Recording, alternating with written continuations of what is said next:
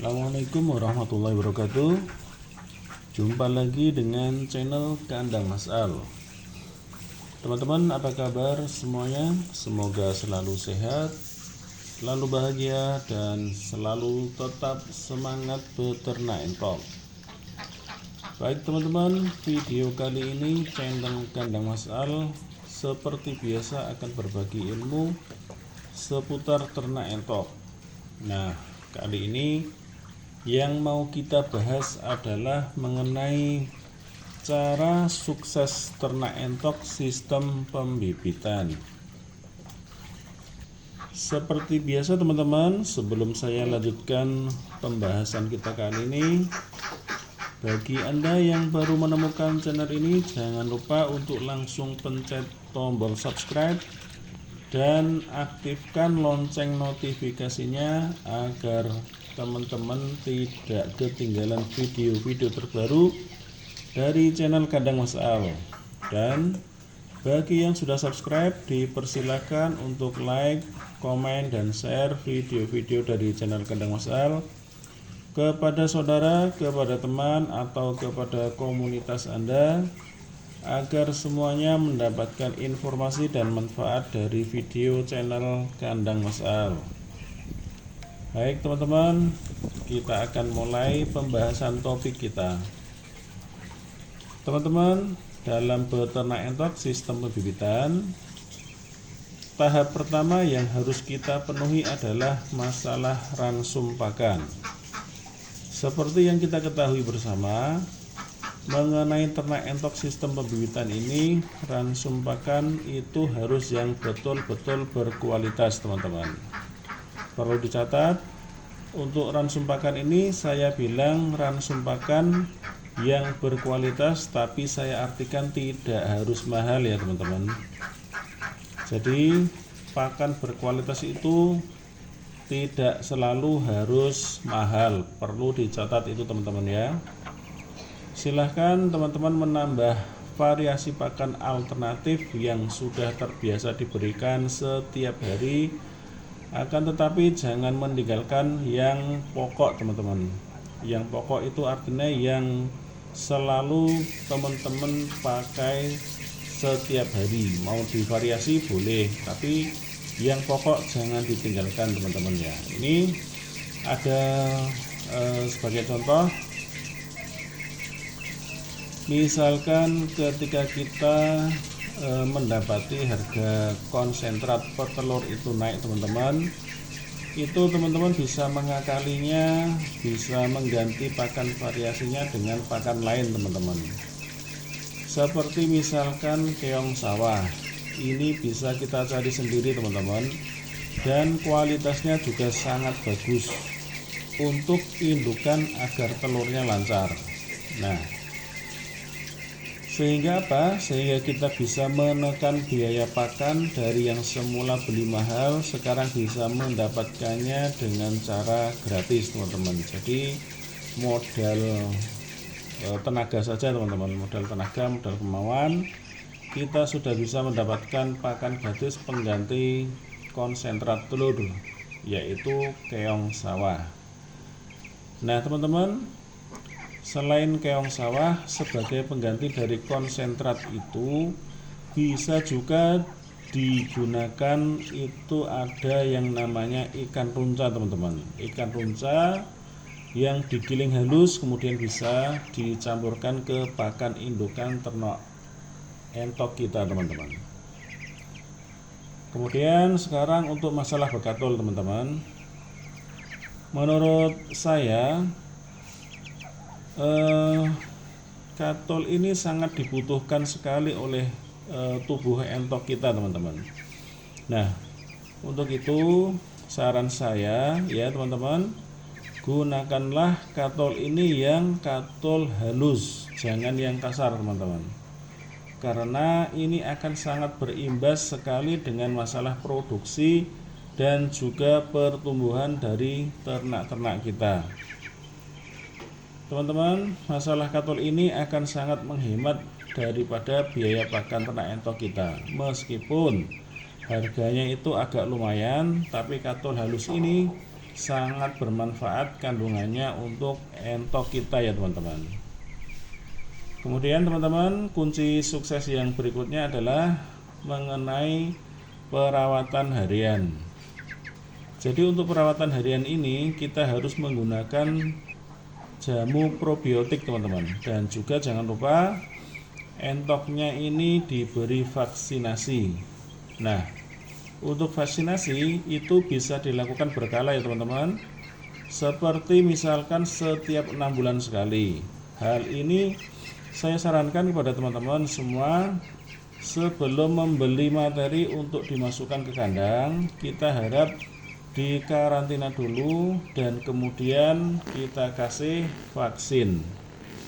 Ini bertujuan agar apabila entok-entok yang baru kita beli ada indikasi masalah virus, itu bisa kita cegah atau kita bisa mengantisipasinya teman-teman. Kenapa? Karena ciri-ciri ternak yang terkena virus ini apabila masa inkubasinya belum mencapai 14 hari, kondisi entok itu kelihatan tidak kelihatan sakit teman-teman, alias biasa-biasa saja. Nah, ketika masa inkubasinya itu sudah mencapai mendekati 14 hari, misalkan 12 hari atau 13 hari, itu baru akan kelihatan dampaknya. Nah, pada akhirnya ini akan berakibat pada masalah kematian entok itu teman-teman. Kita tahu untuk masalah virus ini ya teman-teman, masalah obatnya itu kan setahu saya teman-teman ya, ini belum ada atau mungkin masih sangat sulit untuk mencari obatnya teman-teman. Baik teman-teman, kemudian kita lanjut ke tahap kunci sukses yang selanjutnya, yaitu adalah mengenai perawatan kandang teman-teman.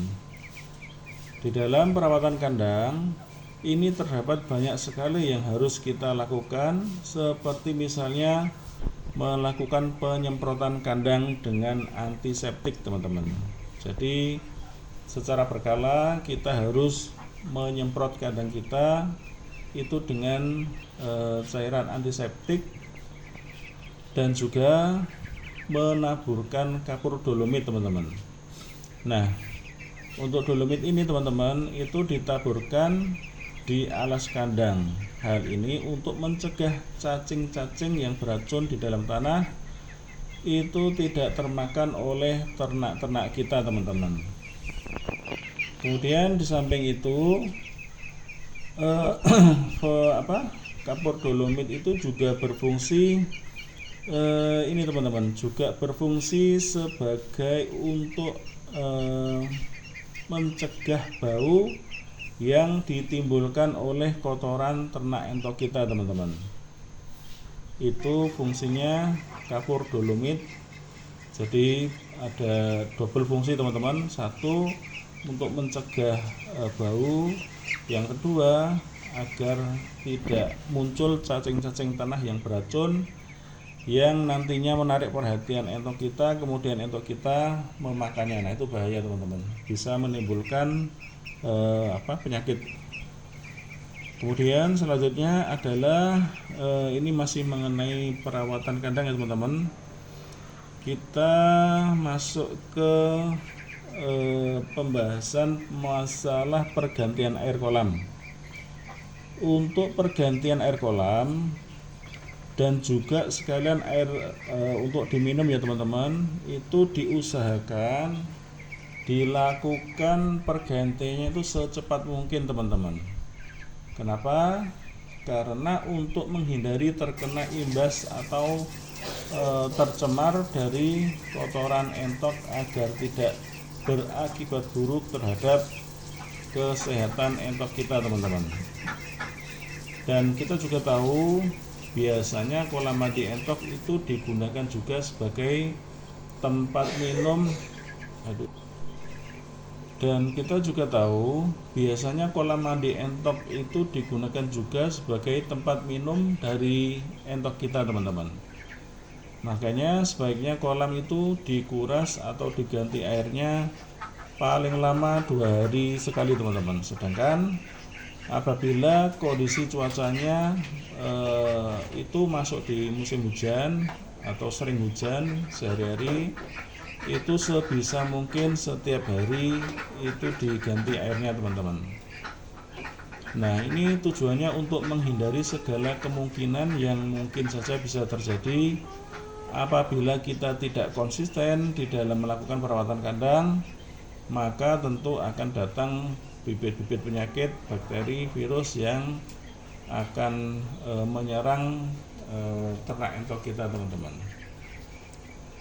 Nah teman-teman, saya rasa cukup itu kunci sukses beternak entok dengan sistem pembibitan ya teman-teman. Kemudian bisa kita simpulkan poin-poin yang penting pembahasan kita kali ini. Yang pertama itu adalah pembahasan mengenai kunci sukses untuk pembibitan untuk ternak entok. Sistem pembibitan itu kunci yang pertama adalah mengenai ransum pakan, kemudian yang kedua adalah mengenai bekatul itu, terus kemudian yang ketiga adalah mengenai perawatan harian, dan selanjutnya adalah mengenai perawatan kandang. Nah, di dalam perawatan harian tadi ada 2 poin. Yang pertama adalah mengenai pemberian jamu probiotik, dan yang kedua adalah mengenai vaksinasi. Kemudian lanjut yang ketiga adalah perawatan kandang, di mana perawatan kandang itu pembahasannya tadi mengenai pemberian penyemprotan kandang yang pertama dengan antiseptik, kemudian yang kedua adalah pemberian kapur dolomit. Nah, itu ada totalnya berarti ada 4 poin teman-teman yang dibagi. Ada poin yang perawatan kandang dan juga perawatan harian. Baik teman-teman, demikian pembahasan kita kali ini, semoga bermanfaat. Tetap semangat beternak entok teman-teman, semoga sukses mendapatkan cuan dari beternak entok.